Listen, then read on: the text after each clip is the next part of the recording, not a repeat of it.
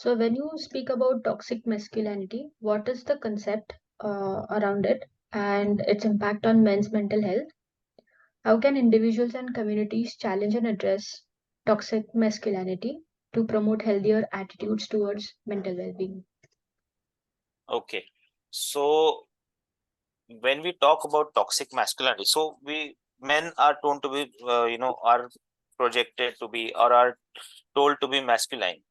But when we attach the word toxic, as the word suggests, toxic is something which is very harmful to you, is very dangerous for you as a person.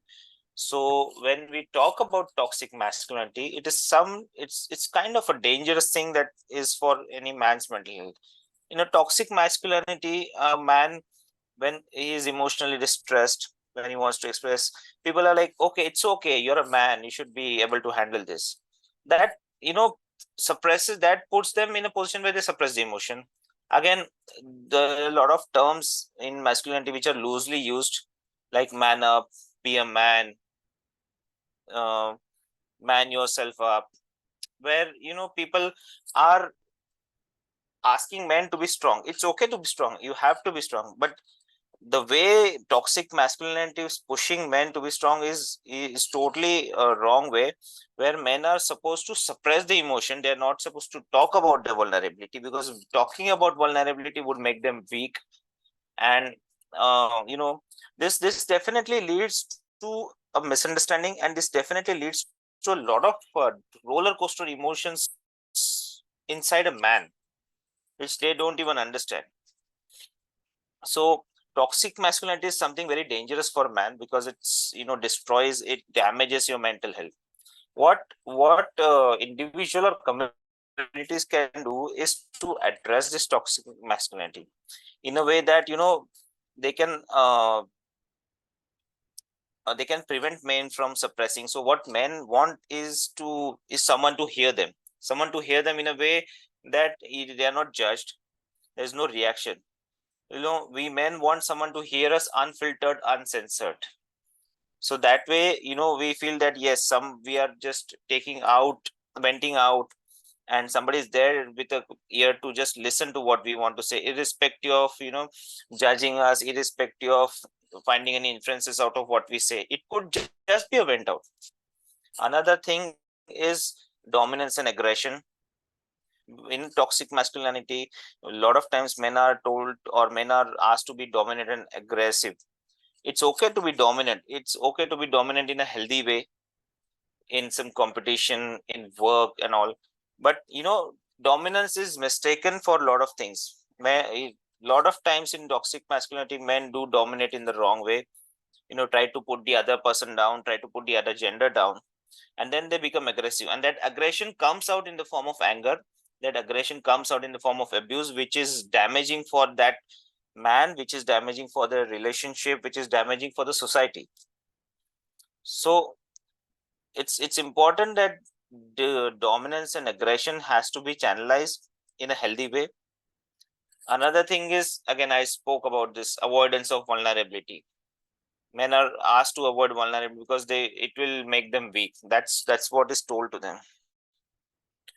So these are a few factors which contribute to toxic masculinity.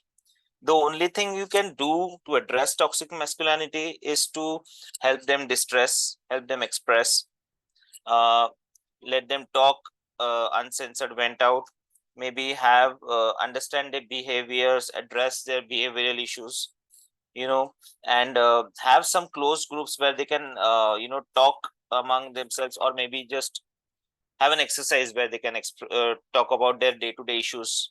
Maybe promote, we hear a lot of emotional intelligence these days.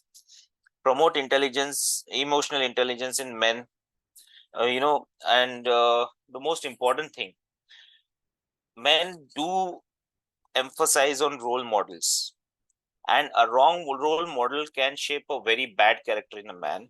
A right role model can create a gentleman.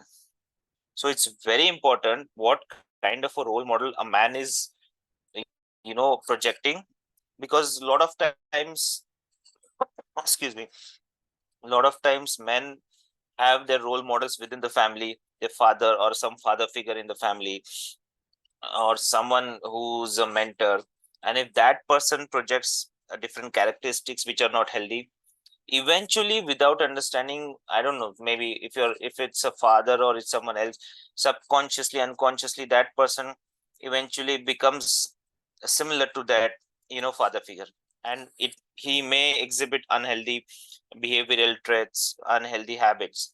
So it's very important to have a right role model which can shape the character of a man or a boy when he's becoming a man. Again, create a lot of education and awareness, encourage seeking help, encourage men to seek help whenever they are in some emotional distress. And as we see, we have a lot of mental health initiatives coming up these days.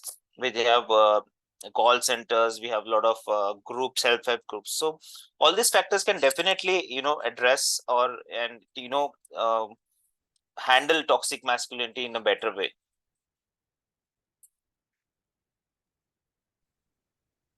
Well, thank you for elaborating on that. It's definitely something to think about how we as society are, conducting our daily behavior. We would be in a situation where we are creating an impact without even knowing about it. And that True, would be either true, a man or a woman. So absolutely. thank you for shedding light on it.